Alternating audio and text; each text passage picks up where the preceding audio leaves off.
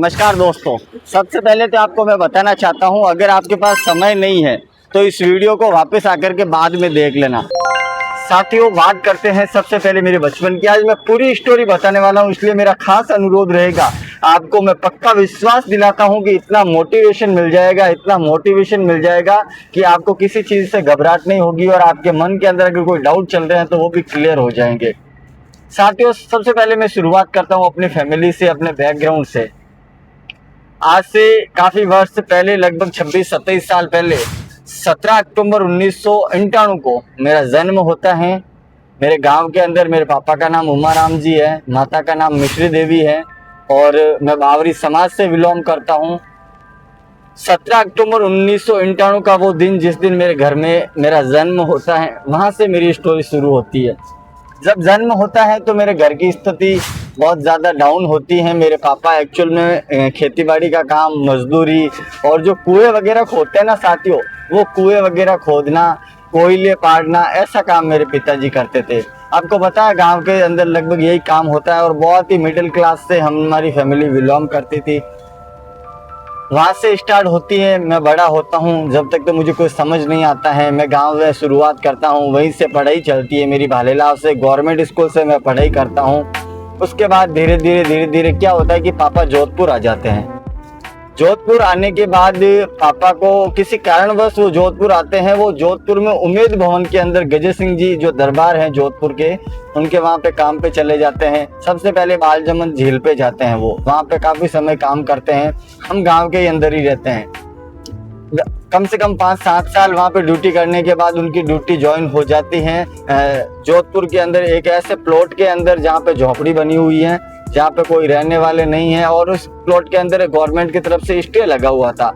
उस प्लॉट के अंदर गजय सिंह का प्लॉट था, तो वहाँ पर किसी गार्ड के तौर पर रखना था, तो मेरे पापा को अकेले को रखा था वहाँ पे। मेरे पापा वहाँ से जो अफसर वगैरह होते हैं उनसे सिफारिश करते हैं कि भाई मेरी फैमिली को मैं साथ में लाना चाहता हूँ, यहाँ पे मैं अकेला रहता हूँ, तो इस प्लॉट में हम झोपड़ी बना के रह जाएंगे। उम्मेद भवन से अप्रूव मिल जाता है मेरे पापा को कि फैमिली को आप साथ में ले आओ। उसके बाद मेरे पापा मेरी पूरी फैमिली को, पूरे परिवार को, मेरी मम्मी को, मेरी 3-4 बहनें हैं, बहनों को, सबको लेकर के जोधपुर आ जाते हैं। उसके बाद मैं जोधपुर ही रहता हूँ। तब तक मैं लगभग 6th क्लास के अंदर तक मैं मेरे गाँव से पढ़ाई करता हूँ। पढ़ाई के अंदर बहुत ज़्यादा मैं होशियार था। जहाँ तक 6th तक पढ़ा था तो बहुत ज़्यादा मैं होशियार था पढ़ाई के अंदर। मेरी क्लास के अंदर हमेशा मैं फर्स्ट ही आता था। धीरे धीरे हम क्या करते हैं कि जोधपुर आ जाते हैं और जोधपुर आने के बाद साथियों, यहाँ पर भी पापा की स्थिति वो नहीं थी कि लगभग हमें प्राइवेट स्कूल में पढ़ा सके। मिडिल क्लास फैमिली से बिलोंग करते थे। फिर यहाँ से मैंने अपने पास में ही, जहाँ पर मैं रहता था, यहाँ से थोड़ी सी दूर एक गवर्नमेंट स्कूल है, राजकीय उच्च प्राथमिक विद्यालय रत्नाड़ा जोधपुर करके। उस स्कूल में मैंने अपनी पढ़ाई स्टार्ट की। 6th क्लास से लेकर के लगभग 10th क्लास तक मैंने पूरा की पूरा उसी स्कूल से पढ़ाई की। उसके बाद क्या होता है कि यहाँ तक कि स्कूल ख़त्म हो जाती है और 11वीं के बाद हम न्यू गवर्नमेंट स्कूल के अंदर चले जाते हैं। जो जोधपुर के भाई लोग हो गए उनको पता होगा कि न्यू गवर्नमेंट स्कूल है, वो भी गवर्नमेंट स्कूल ही है, वहाँ चले जाते हैं। वहाँ 12वीं तक होती है वो, तो हम 11वीं वहाँ से करते हैं। और उसके बाद भाई साहब आपके भाई जिद स्टार्ट कर देता है, यानी मैं अपने पापा से जिद स्टार्ट कर देता हूँ कि नहीं, मुझे तो अब प्राइवेट स्कूल में ही पढ़ना है, गवर्नमेंट स्कूल में मैं नहीं पढ़ूँगा। अब ऐसे जिद जब पापा से करता हूँ तो पापा जैसे तैसे करके पैसे इकट्ठे करते हैं और मुझे सुभाष चौक के अंदर लाल बहादुर शास्त्री स्कूल, अब में से काफ़ी लोग जानते होंगे, प्राइवेट स्कूल थी, वहाँ पे मुझे डालते हैं। लगभग वहाँ की 8-10 हज़ार रुपये ऐसा कुछ करके फ़ीस थी। लाल बहादुर शास्त्री स्कूल के अंदर मुझे डालते हैं और 12वीं मेरी वहाँ से कंप्लीट होती है। 12वीं वहाँ से कंप्लीट होने के बाद अब कॉलेज की बारी आती है। फर्स्ट ईयर कहाँ से करे, तो हमारे जस्ट पास में JNVU है, जोधपुर का ये बहुत बड़ा यूनिवर्सिटी है। JNVU आप सभी जानते हो, जय नारायण व्यास विश्वविद्यालय, वो पास में ही होता है। तो पापा वगैरह बोलते हैं वहीं से कर लो, सभी वहीं से करते हैं। अब यहाँ से देखना हमारा दिमाग पलटता है, यहाँ से हमारा गेम चेंज हो जाता है। यहाँ तक सब कुछ अच्छा चलता है, सब कुछ अच्छा होता है। अब जैसे ही कॉलेज में जाते हैं, और आपको पता है भाई कॉलेज में जाने के बाद बंदों का मन लगना बहुत कम हो जाता है। और वहाँ से तो मेरा मन बिल्कुल भी हट गया, क्योंकि मैं चाहता ही नहीं था कि पढ़ाई करूँ आगे, क्योंकि मुझे तो खुद का कुछ न कुछ करना था। अब घर वालों से पैसे वगैरह लिए, पापा को बोला कि फर्स्ट ईयर की मुझे फीस वगैरह दो और मैं अब फर्स्ट ईयर करने जा रहा हूँ। ऐसे करके पापा से पैसे लेते हैं, JNU के अंदर जाते हैं और वहाँ भाई देखो यहाँ से कारनामा स्टार्ट होता है। मैं स्कूल का पेमेंट वहाँ जमा नहीं कराता। वहाँ से पापा को बोलता हूँ कि भाई मेरे को नहीं पढ़ना आगे। फिर भी पापा बोलते नहीं तुझे पढ़ना पड़ेगा, तो मैं पापा से पैसे तो ले लेता हूँ, वहाँ जमा भी नहीं कराता, उस पैसों को उड़ा भी देता हूँ, लेकिन कॉलेज नहीं जाता हूँ क्योंकि एडमिशन ही नहीं कराया मैंने, तो कॉलेज जाऊँगा कहाँ से। लगभग 3-4 महीने बाद पता चलता है कि मैंने तो एडमिशन लिया ही नहीं है। अब पापा भी बोलते हैं ऐसा नहीं करना था, क्यों पढ़ाई ख़राब की तूने। उस समय तो बात मुझे समझ नहीं आई, लेकिन मेरा पढ़ने का मन नहीं था। फिर धीरे धीरे इस बीच के अंदर मेरे एक दोस्त से मेरी मुलाकात हो जाती है। यहाँ तक लगभग आप मान के चलो 2019-20 की बात होगी है। यहाँ तक मेरे दोस्त से एक मुलाकात होती है जो MLM का काम करते हैं, मल्टी लेवल मार्केटिंग का काम कर रहा होता है बंदा। बहुत अच्छी कंपनी, देखो मल्टी लेवल मार्केटिंग कंपनी बहुत अच्छी है, लेकिन हर कोई सक्सेस नहीं हो पाता। बहुत ज़्यादा स्ट्रगल, बहुत ज़्यादा मेहनत चाहिए होती है। मैं भी मल्टी लेवल मार्केटिंग के अंदर प्रो यंग इंटरनेशनल के अंदर जुड़ गया। अब मल्टी लेवल मार्केटिंग वो आप लोगों को पता होगी एक चैन सिस्टम वाली कंपनी है भाई, बहुत मुश्किल काम है इसके अंदर। उसके अंदर लगभग थोड़ा सा काम किया मैंने, लगभग 2-4 महीने काम किया। तब मेरे दिमाग के अंदर काम किया और लोगों से बात करने लगा, तो मुझे पता है यार इतना अच्छा बोल पाता हूँ तो क्यों ना मैं LLB कर दूँ, वकालत के अंदर घुस जाऊँ। ऐसा दिमाग के अंदर वापस थॉट आया। फिर वापस मैंने बोला पढ़ाई करना स्टार्ट करें, लेकिन घर गया तो पापा को पूछा पापा LLB करना चाहता हूँ। पापा बोले करना चाहते हो तो करो।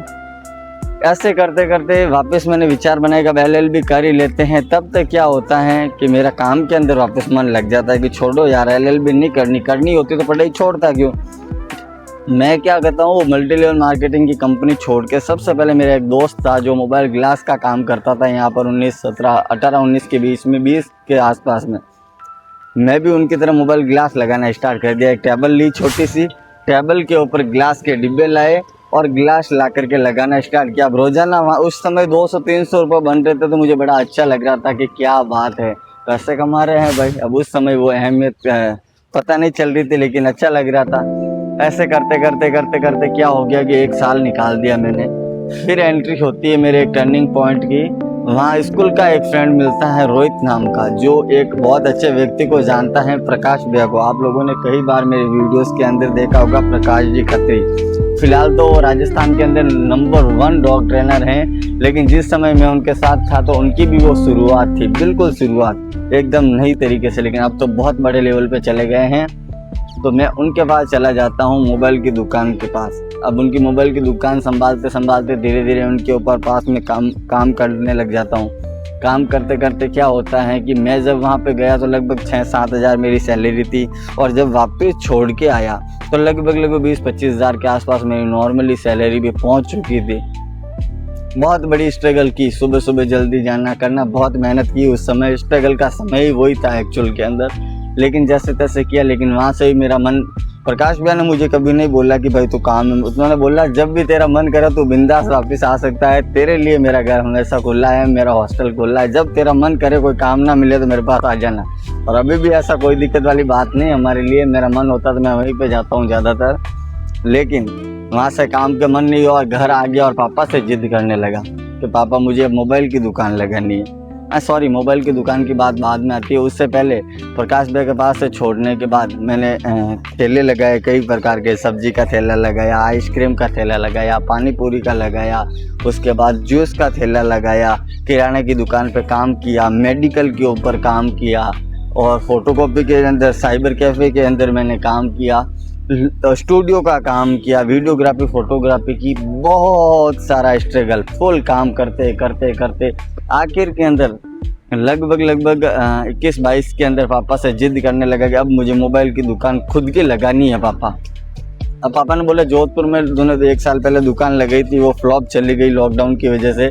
अब लगाएगा, पता नहीं चलेगी कि नहीं चलेगी, दुकान चलाना इतना आसान नहीं है बेटा। अब कौन जिद, उनकी बात माने ही नहीं। मैंने बोला नहीं, मुझे तो लगानी, तो बस लगानी। उस समय पापा ने पता नहीं जैसे तैसे करके 1 लाख रुपए समथिंग मुझे दिए कि दुकान लगा जगदीश। मैं गांव के अंदर पहुंच गया और पाली के अंदर आप सभी को पता होगा महाराणा प्रताप चौराहे पे मैंने अपनी दुकान की शुरुआत की। दुकान का नाम रखा चामुंडा मोबाइल पॉइंट। और उस दुकान ने 1 साल ही चली, ज़्यादा नहीं चली, लेकिन 1 साल के अंदर पूरे पाली के अंदर हंगामा मचा दिया, पूरे पाली के अंदर धूमधाम मचा दी। बहुत अच्छे तरीके से, अच्छे लेवल से चली, रोज़ाना अच्छे से अच्छे ग्राहक, अच्छे से अच्छे कस्टमर, क्योंकि मैंने वीडियो बनाना स्टार्ट कर दिए थे उस समय। वो बहुत अच्छे लेवल पे काम हो रहा था। लेकिन क्या है ना कि किसी कारणवश, वो अब कारण नहीं बता सकता कि दुकान मेरी क्यों खाली हुई थी, लेकिन बस मुझे वो दुकान बहुत मजबूर होकर के खाली करनी पड़ी। आंखों में आंसू आ रहे थे, कर भी क्या सकते थे। आखिर में मैंने दुकान से भी खाली कर दी। और दुकान खाली करने के बाद मैं थोड़ा डीमोटिवेट होने लगा। तब मेरे को नटवर भैया मिले वहीं पे पाली के अंदर, जो स्टूडियो का काम करते हैं, बड़े बड़े सिंगरों का वीडियो रिकॉर्डिंग्स, वीडियो एडिटिंग पूरा नटवर भैया करते हैं। तो वो बोले मेरे पास आ जाओ भाई, हम मिलके काम करते हैं। कुछ दिन उनके पास थोड़ी बहुत एडिटिंग वगैरह सीखी, उनके स्टूडियो में जाता रहा। ऐसे करते करते मेरी ज़िंदगी के अंदर भरत जी का आगमन हुआ। भरत जी नया गांव से हैं, अगर वीडियो देख रहे हो तो कमेंट करते जाइएगा। उन्होंने बोला जगदीश जी आप इतना अच्छा बोलते हो, इतना जल्दी डीमोटिवेट मत हो आप, और आप एक काम करो, बहुत अच्छा बोल पाते हो तो आप एंकर बन जाओ। मुझे विश्वास है कि आप एंकर बन सकते हो, मन संचालक बन सकते हो।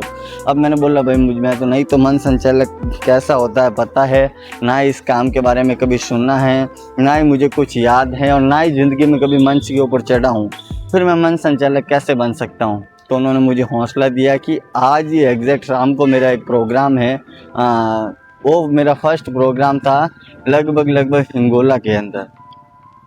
तो वहाँ मेरे को लेकर के गए। वहाँ अशोक जी भाई साहब, एक एंकर साहब आए हुए थे, उनको देखा अच्छा लगा।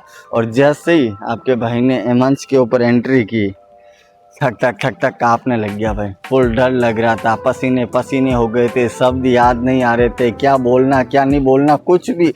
बस एक ही चीज़ लग रही थी कि इस मंच से कितना जल्दी नीचे उतरूँ और कितना जल्दी भागूँ। ऐसा मन के अंदर डर होने लग गया। जैसे तैसे करके नाइट के अंदर ज़्यादा नहीं संभाला, मात्र आधा 1 घंटा उस मंच को संभाला, बाकी रात भर अशोक जी संभालते रहे। वहाँ से मंच के बाद नीचे उतर के मैं वापस आया और भरत जी को बोला भाई मैं काम नहीं कर सकता, बहुत मुश्किल है। ऐसे करके लगभग 2-3 महीनों तक मैंने काम किया ही नहीं। लेकिन समय का चक्रव्यूह देखो, एक दिन मैं गुड़ई के अंदर जाता हूँ और वहाँ पे प्रोग्राम दिखता है मुझे, जहाँ पर राजस्थान के फ्रंट लेवल के कलाकार बहन अनीता जी जांगीड़ बिल्कुल वहाँ पे गाने के लिए वहाँ आ चुके थे। और मैं बड़ा दूर खड़ा खड़ा देख रहा था कि यार अनीता जी से मिलना है। अब वो जैसे ही मैं पास में जानने लगा, कुछ लोग थे जिन्होंने मुझे हटा दिया कि आप उस सिंगर के पास डायरेक्टली ऐसे नहीं जा सकते हो, वहीं से खड़े खड़े देखो।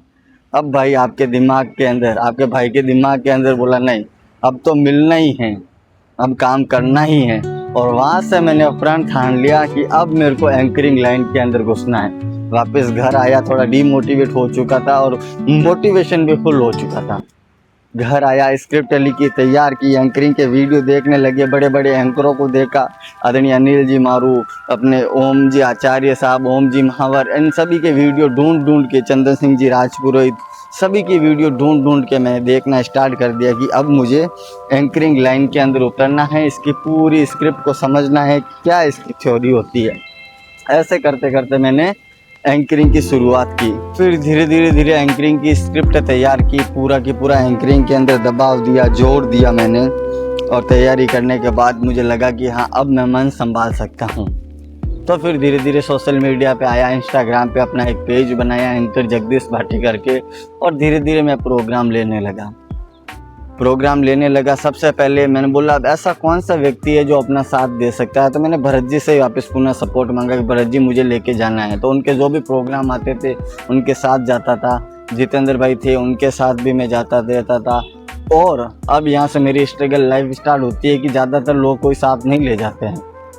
तो उस समय क्या होता था कि लगभग एक सिंगर थे, हमारी समाज के सिंगर पारस जी सोलंकी, शायद वीडियो देख रहे होंगे, वो मेरी दुकान पे आए थे और मेरे इस मोटिवेशनल से वो प्रभावित हो गए। तो उन्होंने बोला कि चलो मेरे साथ, आपको मैं लेके जाऊंगा, मेरे वीडियो एडिटिंग आप कर देना, फ़ोटो आप एडिट कर देना, मेरे को एडिटिंग का काम आता था, मेरे वीडियोज़ वगैरह आप बना देना, मैं आपको साथ ले जाता हूँ। हाँ, कुछ बार पैसा अगर वहाँ पार्टी देती तो वो मुझे देते भी थे, पार्टी नहीं देती तो ऐसे भी वर्क करना पड़ता था। ऐसे करते करते उनके साथ लगभग मैंने 15-20 प्रोग्राम किए।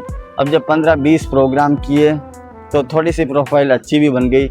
लेकिन पता नहीं किस कारणवश बाद में धीरे धीरे प्रोग्राम शायद उनके पास कम आने लग गए, XYZ कोई भी स्टोरी हुई होगी, मेरे पास उनसे वापस ज़्यादा कांटेक्ट नहीं रहा।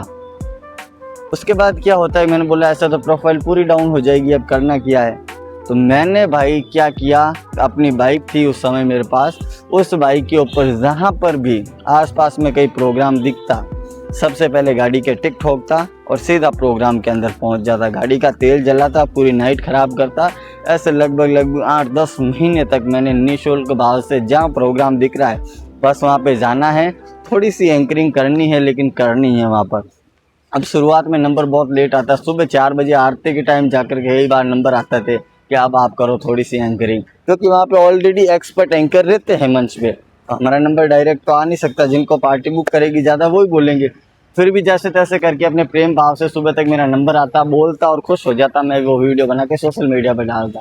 धीरे धीरे तैयारी चलती गई। फिर आप लोगों का ऐसा प्रेम मिला, मुझे ऐसा सपोर्ट मिला कि एक के ऊपर एक, एक के ऊपर एक, एक के ऊपर एक, एक के ऊपर एक प्रोग्राम आते रहे। धीरे धीरे मैंने आप सभी के अटूट प्रेम की वजह से मैं राजस्थान के डिविजनल सिंगर फ्रंट लाइन के लगभग सभी कलाकारों के साथ काम कर लिया, चाहे वो दिनेश जी राणा हो, महेश जी चौहान हो, उसके बाद बहन अनीता जी जांगीड़ हो, ये पारस भाई सोलंकी है, उनके बाद महेश जी चौहान हैं। राजस्थान के जितने भी लगभग बड़े बड़े सिंगर हैं उन सभी के साथ लगभग मैंने काम कर दिया। मुझे बड़ा अच्छा लगा कि यार बहुत अच्छा रिस्पांस मिला। कई बार ऐसा होता था कि जैसे अब मेरे पास ऑर्डर भजन संध्या के अलावा भी क्रिकेट कमेंट्री के भी आते थे। कभी कहीं प्रतिभा सम्मान समारोह हो रहा है, कहीं कोई मीटिंग हो रही है, कोई रिटायरमेंट फंक्शन हो रहा है, कोई ब्याह शादी हो रही है, तो भी मेरे पास प्रोग्राम आने लग गए। तो मैंने सभी की धीरे धीरे तैयारी की। ऐसे करते करते मैंने लगभग हर फील्ड के अंदर एक्सपर्ट बनने की कोशिश की। जितना मेरे से हो सके उतना एक्सपर्ट बन के उतना अच्छा काम दिखाने की कोशिश की लोगों के सामने। और एक समय ऐसा आया कि लगभग अभी वो आईडी धीरे धीरे इतनी इंक्रीज हो चुकी, लगभग मैंने मतलब 150-200 मंच, लगभग 200 से ज़्यादा मंच करने के बाद मेरी आईडी 21,000 प्लस फॉलोवर के साथ आगे बढ़ गई। अब 21,000 फॉलोवर मेरे पास में हो चुके थे। तभी क्या होता है पता नहीं कैसे एक दिन वो सुबह होती है, अभी का कोई समय पहले की बात है, जहाँ पर मेरी आईडी पता नहीं किस कारण से डीएक्टिवेट हो जाती हैं। मेरा इंस्टाग्राम का अकाउंट टर्मिनेट हो जाता है, अकाउंट को डिलीट करवा दिया जाता है या हो जाता है, मुझे इसका एग्जैक्ट आइडिया नहीं है। मुझे बहुत बड़ा दुख हुआ कि यार उसके ऊपर 1000-1500 वीडियो, एक एक प्रोग्राम की लाइव वीडियो जहाँ बहुत मेहनत लगती थी। आपको पता है साथियों एक वीडियो बनाने में कितनी मेहनत लगती है। अब मैं एक वीडियो ये शूट कर रहा हूँ तो मुझे पता है कि इसके अंदर कितनी मेहनत लगेगी भाई। पहले शूट करना, फिर एडिटिंग करना, उसके बाद सब चीज़ थंबनेल बनाने, हर चीज़ के अंदर मेहनत लगती थी। फिर क्या गारंटी कि वो वीडियो चले या ना चले। बहुत मेहनत करने के बाद मैं लगभग 1000-1500 वीडियो उस अकाउंट के ऊपर चढ़ाए, और जब वो आईडी डिलीट हो गई भाई दिल अंदर से टूट गया पूरा। मैं दुखी हो गया कि अब क्या करना रहा। खैर कोई ना, वापस मैंने इंस्टाग्राम पे वीडियो बनाया। मेरी चामुंडा मोबाइल की जो दुकान वाली आईडी थी उस पर पोस्ट डाली कि भाई मेरे साथ ऐसी ऐसी घटना हो चुकी है। मुझे फॉलोवर जानने का बिल्कुल भी डर नहीं है, बिल्कुल भी दुख नहीं। साथियों आपको और बता दूं, मुझे दुख है मेरी पोस्टें, मेरी वीडियोस, मेरा डाटा जाने का, जिसके अंदर मेरे पिछले 3 साल की मेहनत है। खास मुझे वो डाटा वापस मिल जाता, बस यही सोच के मैं अंदर से दुखी हो गया और वीडियो बनाया कि भाई ऐसे ऐसे हो गया। अब आप लोगों का प्रेम ऐसा मिला कि मात्र कुछ ही दिन के अंदर इस आईडी पे भी वापस, इंस्टाग्राम के एंकर जगदीश आईडी पर भी वापस 15,000 से ज़्यादा फॉलोवर तो हो गए, लेकिन वो डाटा और वो कहाँ से लाना रहा। खैर कोई ना, वापस आज से शुरुआत हुई हमारी धीरे धीरे, और लगभग 15-20 दिन तक मैंने कोई प्रोग्राम भी नहीं लिया। इतना मतलब अंदर से टूट चुका था मैं कि यार क्या करूँ। थोड़े दिन और हुए, 2-4 दिन निकले और देखा कि इंस्टाग्राम तो गया ही गया, फेसबुक का अकाउंट भी डिलीट। अब और मैं डिप्रेशन में आ गया कि भाई ऐसा क्या है, पहले इंस्टाग्राम उड़ाया अब फेसबुक उड़ाया, ऐसा हो क्या रहा है मेरे साथ। कुछ नहीं हुआ, फेसबुक डिलीट, इंस्टाग्राम डिलीट। अब मैंने बोला क्या करें, एक चैनल बनाते हैं यूट्यूब का। क्या यूट्यूब की जो कम्युनिटी गाइडलाइंस होती है उसकी बहुत अच्छी कुछ बातें हैं, इसलिए मैंने यूट्यूब पे चैनल बनाने का निर्णय लिया। हाँ, एक चीज़ है कि यूट्यूब का चैनल मोनेटाइजेशन ऑन करने के लिए लगभग आपका 4000 घंटे का वॉच टाइम और 1000 सब्सक्राइबर्स कंप्लीट होने चाहिए। लेकिन मेरे 1000 सब्सक्राइबर कंप्लीट करना मेरे लिए बड़ी बात नहीं थी। कुछ ही दिनों के अंदर मेरे 1000 सब्सक्राइबर कंप्लीट भी हो गए और लगभग 1000 के समथिंग मेरा वॉच टाइम भी पूरा हो गया। अब यहाँ से मेरा वापस 15 दिन बाद टर्निंग पॉइंट स्टार्ट होता है कि उस चैनल के ऊपर भी कम्युनिटी गाइडलाइंस की स्ट्राइक आ जाती है, एक वार्निंग आ जाती है। यही चैनल जिस पे आप अभी वीडियो देख रहे हो, इसी चैनल के ऊपर एक वार्निंग आ जाती है। अब मैं और डिप्रेशन में चला गया और मोटिवेशन जो था मेरा सब खत्म होकर के मैं डिप्रेशन में जाने लगा कि यार मेरे साथ हो क्या रहा है। पहले इंस्टाग्राम उड़ाया, उसके बाद फेसबुक उड़ाई, अब यूट्यूब चैनल के पीछे पड़े हुए हैं। मुझे नहीं लगता कि किसी एक की वजह से, कुछ न कुछ तो कारण है भाई। जब तक लोग पीछे नहीं पड़ते हैं तब तक डायरेक्ट यार सब एक साथ थोड़ी हो सकता है इतना कुछ। फिर भी कोई ना, आपको बता रहा हूँ, हो सकता है मेरा चैनल बचे ना बचे, लेकिन ये वीडियो आप तक पहुँच गया है तो चैनल को सब्सक्राइब तो कर ही दीजिए। वापस ये चैनल बनाया, थोड़ा मोटिवेशनल मिला। और ये जो कम्युनिटी गाइडलाइंस है साथियों, ज़्यादा डरने की बात नहीं है। लगभग 90 दिन के अंदर ये कम्युनिटी गाइडलाइंस की जो वार्निंग है चली जाएगी, क्योंकि यूट्यूब का एक एल्गोरिथम है, यूट्यूब की खुद की एक पॉलिसी है कि वो डायरेक्ट किसी का चैनल डिलीट नहीं करते। जैसे फेसबुक ने, इंस्टाग्राम ने किया है ना, मेटा ने, ये मेटा की बहुत बेकार पॉलिसी थी। किसी को ना तो वार्निंग मिलती है, ना किसी को पता चलता है कि उसकी क्या गलती थी। अगर गलती नहीं है, आप किसी को रिपोर्ट कर रहे हो तो भी चैनल डिलीट, उसका पेज डिलीट। लेकिन यूट्यूब ऐसा नहीं करता है। यूट्यूब पहले वार्निंग देता है कि आपके खिलाफ़ ऐसी रिपोर्ट्स आ रही हैं, आपके ये वीडियो गलत थे, ये कम्युनिटी गाइडलाइंस के खिलाफ थे। अगर कोई गलती होती है तो यूट्यूब खुद उसको चेक करता है पहले, क्योंकि आजकल एआई का ज़माना है तो यूट्यूब के ऊपर भी बोर्ड्स काम करते हैं, एआई सिस्टम काम करता है। हर जगह तो ह्यूमंस आदमी बैठ सकते नहीं है, तो एआई की मदद से होता। तो कई बार एआई गलत इन्फॉर्मेशन की वजह से वार्निंग भी दे देते हैं, तो पहले वो उसको चेकआउट करते हैं और चेकआउट करने के बाद यदि गलती लगती है तो आगे का प्रोसेस होता है। पर ये मेरे हिसाब से मेरी जो वार्निंग है 90 दिन के अंदर यहाँ से हट जाएगी। और जो कोशिश कर रहे हैं वार्निंग देने की, स्ट्राइक देने की, कॉपीराइट देने की, तो दीजिए भाई, कोई फ़र्क नहीं पड़ रहा है। आप 1-2 चैनल को डिलीट भी करवा दोगे तो मेरे ज़्यादा कोई फ़र्क नहीं पड़ेगा। और ना ही मैं इसको अर्निंग सोर्स के हिसाब से बना रहा हूँ, लोगों के दिल के अंदर जुड़ने के लिए बना रहा हूँ। मेरे को शौक़ है, मेरे को काम करना है, बस वीडियो बनाना है और मेरे शौक़ के ऊपर मैं चल रहा हूँ। तो मैंने चैनल भी बना दिया। इंस्टाग्राम पे भी वापस अच्छे खासे फॉलोवर्स हो चुके हैं। एंकरिंग के वापस मेरे पास ऑर्डर्स भी आने लग गए हैं। चलिए स्टोरी को आगे करते हैं। उसके बाद क्या होता है, अभी की जर्नी, यहाँ तक मेरी जितनी स्ट्रगल लाइफ थी आप सभी ने देखी कि किस तरीके से मैं आगे गया। इसके बीच में काफ़ी स्टोरियाँ मैंने छोड़ भी दी, क्योंकि वीडियो बहुत लंबा बन जाता है साथियों। मेरी लाइफ के अंदर फर्स्ट मैंने जो बाइक ली थी, एक सेकेंड हैंड बाइक ली थी, वो थी ये स्प्लेंडर सुपर स्प्लेंडर करके गाड़ी थी। अगर फ़ोटो मिलेगी तो मैं लगाने की कोशिश करूँगा। जो सबसे पहले सेकेंड हैंड बाइक ली थी मैंने लगभग 15,000 रुपये के अंदर, जोधपुर के अंदर से। उसके बाद मैंने धीरे धीरे खुद के पैसों से जैसे जैसे पैसे जोड़ के एक नई बाइक खरीदी थी स्प्लेंडर, जिसकी स्थिति अभी थोड़ी बहुत ज़्यादा ख़राब हो गई है। फिर धीरे धीरे गांव चला जाता हूं और उस बाइक के ऊपर मैं काफ़ी काम करता हूं। बाइक के 2-3 साल बाद हमारे पूरे घर वालों का एक सपना था, जब मैं एंकरिंग की लाइन के अंदर घुसा तब मेरे पापा को और परिवार को डर लगता था कि मैं नाइट के अंदर लेट आता हूँ, लेट जाता हूँ। कभी सर्दी का मौसम, कभी गर्मी का मौसम, कभी बरसात पड़ रही है, ऐसे मौसमों में मैं जा रहा हूँ घर से बाहर। तो उनको अच्छा नहीं लगा, तो उन्होंने मुझे निर्णय लिया कि जगदीश अब तो फाइनल कार ले ही ले। तो बता देता हूँ कि मैंने ये वाली गाड़ी ली, ये देखिए, ये वैगनआर। ये लगभग इसमें मेरे पूरा पापा का सहयोग मिला, मेरे परिवार का सहयोग मिला, और आज भी ये गाड़ी मुझे बहुत ज़्यादा साथ देती है। लेने के बाद कभी भी ऐसा कोई समय नहीं आया कि रास्ते के अंदर मेरे को इस गाड़ी ने कभी कुछ धोखा दिया हो। बहुत अच्छी गाड़ी है, वैगनआर है और प्योर पेट्रोल है। धीरे धीरे गाड़ी आ जाती है मेरे पास, और ऐसे करते करते पापा की थोड़ी लाइफ भी सुधर जाती है, क्योंकि पापा जब शुरुआत में जोधपुर आए थे तो 2-3 हज़ार की नौकरी थी, मिलती थी। आज अच्छी खासी सैलरी भी मिल रही है, गांव के अंदर घर भी बना दिया हमारा, और फिलहाल तो हम वहीं पे रहे हैं भाई, क्योंकि हमारे पापा को ये चीज़ बहुत ज़्यादा पसंद है। ये देखिए पीछे वो बनी हुई पूरी झोंपड़ी है। आज भी हम जोधपुर के अंदर इसी झोंपड़ी के अंदर रहना ज़्यादा पसंद करते हैं। बाकी गांव के अंदर मेरा खुद का घर भी है, कोई दिक्कत वाली बात नहीं है। लेकिन कहते हैं ना, धन खाने पीने के लिए कमाने वास्ते तो बाबूजी गाँव बारे जानो ही पड़े।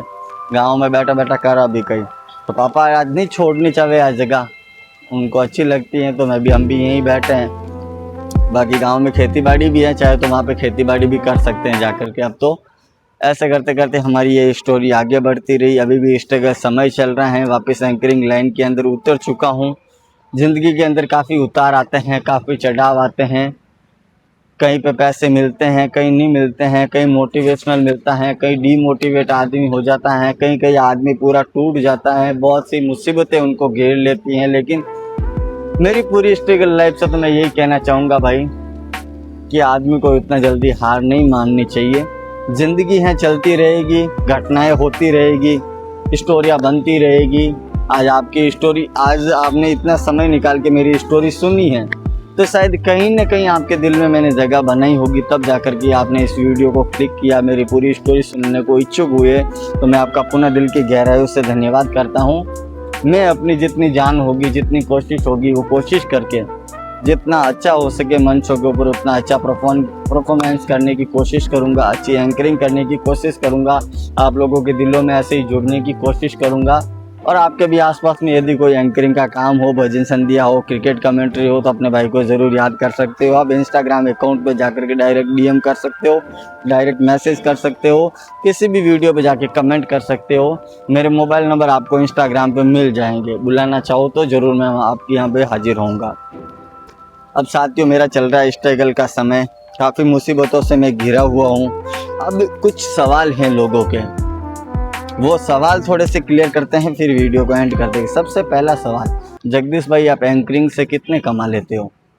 ये बहुत लोगों का सवाल है, कई जनों ने कमेंट भी किया है। तो आपको बता दूं भाई, जब शुरुआत थी तो मैं ना तो कुछ कमाता था ना कोई बात, कई बार जेब के पैसे डालने पड़ते। लगभग 1 साल तक मैंने खुद के तेल भी जेब के पैसों से भराया होगा बाइक के अंदर प्रोग्राम में जाने के लिए। कुछ भी उम्मीद नहीं थी। धीरे धीरे एक आदमी की रेट ऐसे ही नहीं बढ़ जाती। फिर मुझे कहीं पे 1000-1500 रुपये मिलने लगे, फिर धीरे धीरे 2000-2100 रुपये मिलने लगे। फिर मैंने गाड़ी ले ली तो 2000-2100 से मेरा कुछ होने वाला था नहीं, क्योंकि इतना तो तेल ही जल जाना, आसपास का अगर कोई प्रोग्राम होगा तो तेल जल जाता है। फिर 4-5 हज़ार रुपये रेट मिलने लगी, फिर 10,000 रुपये भी मिलने लग गए। अब मेरा जो एग्जैक्ट है वो 10 से 15 हज़ार रुपये के बीच में मेरी रेट अभी फ़िलहाल के समय में चल रही है। क्योंकि आसपास का अगर कोई प्रोग्राम होता है 80-100 किलोमीटर के अंदर तो 10 से 15 हज़ार रुपये मान के चलो ये रेट चल रही है। लेकिन मैंने अपनी ज़िंदगी का हाईएस्ट लगभग 20-21 हज़ार रुपये के अंदर एक नाइट का काम किया है। वो था वापी गुजरात के अंदर, सिरवी समाज का बहुत बड़ा प्रोग्राम था। एक नाइट ही नहीं था, पूरा आधी नाइट का ही प्रोग्राम था। तो वहाँ पर 20-21 हज़ार रुपये एक नाइट के अंदर मैं लेके आया था। ये मेरी लाइफ का सबसे बड़ा टर्निंग पॉइंट था। बाकी प्रोग्रामों के अंदर काफ़ी पैसे मिलते भी हैं, जैसे पर्सनल प्रोग्राम मिल रहे तो वहाँ पे आपके 10-15 हज़ार रुपये बच भी जाते हैं, कई बार नहीं भी बचते हैं, माइनस में चले जाते हैं। ऐसी स्थितियाँ चलती रहती है। लेकिन मेरा आपको कहना है कि अगर आप भी एंकरिंग लाइन में आना चाहते हो, भजन संध्या की लाइन में आना चाह रहे हो, तो पहले पैसों के ऊपर फोकस मत करो, पहले अपनी स्किल्स को डेवलप करने के ऊपर फोकस करो कि आप कैसे बेहतर बन सकते हो, कैसे अच्छा काम कर सकते हो। उसके बाद तो पैसे खुद आपकी तरफ दौड़ के आने लग जाएंगे। जब लोगों के दिलों के अंदर आप जगह बना लोगे तो लोग खुद आपको बुलाना स्टार्ट कर देंगे। तो वो क्योंकि जहाँ पर लोगों की डिमांड रहती है ना, वहाँ पर पैसे अपना आप ही आ जाते हैं, वहाँ पैसे मायने नहीं रखते साथियों। तो फिलहाल पैसों पर मत दौड़ना, पहला सवाल। दूसरा सवाल, आप जो भी वीडियोज़ वगैरह बनाते हो किससे बनाते हो? तो भाई मेरा अभी तक का लगभग सारे वीडियोस मैं आईफोन से शूट करता हूँ। हाँ, फ़िलहाल मेरे पास कैमरा भी है, एक कंप्यूटर भी है, लेकिन उससे इतनी माथाफोड़ी मैं नहीं करता क्योंकि बहुत ज़्यादा उसमें समय लगता है, पहले शूटिंग करो। अब मोबाइल के अंदर से ही मैं एडिटिंग कर देता हूँ। मेरा खुद का आईफोन है, 11 मॉडल है, उसके अंदर ये वीडियो भी अभी बन रहा है। कुछ लोग बोलते हैं आपकी आवाज़ क्लियर कैसे आ पाती है, जैसे मैं यहाँ अपना मोबाइल रखूँ और कितना भी दूर जाऊँ तो भी आवाज़ हो कि वो आपको मिलेगी। ये लगभग 200 मीटर तक की रेंज, तो इसके लिए मैं ये वाला माइक यूज़ करता हूँ। ये देखिए, आपको दिख रहा होगा, बहुत ही प्यारा माइक है ये देखिए। अब ये माइक कौन सी कंपनी का है? हीटेक करके कोई कंपनी है, उसका ये माइक है। बहुत अच्छी क्वालिटी इसकी मिल जाती है और डबल माइक आता है इसके अंदर। और आप एडिटिंग किससे करते हो? मैं VN एप्लीकेशन से एडिटिंग करता हूँ। ऐसे बहुत से सवाल है, आपकी शादी हो गई या नहीं हो गई? हाँ भाई, मेरी शादी हो गई है, मेरे 3 बच्चे भी हैं और काफ़ी सवाल हैं आप लोगों के। अब सारे सवाल तो एक वीडियो के अंदर जवाब नहीं दे सकता। आज का वीडियो शायद मेरे हिसाब से बहुत ज़्यादा लंबा बन गया है साथियों। आई होप आप इसका पूरा मेरी जो जर्नी थी, मेरी लाइफ की पूरी बातें थी, आप लोगों को पसंद आई होगी। अगर पसंद आई है तो वीडियो को प्लीज़ लाइक कर दीजिए, चैनल को सब्सक्राइब कर दीजिए और अपने भाई को पुनः सपोर्ट दिखाइए। मिलते हैं ऐसे ही एक धमाकेदार न्यू ब्लॉग के साथ, न्यू वीडियो के साथ। तब तक के लिए सभी को जय हिंद, वंदे मातरम, बाय बाय।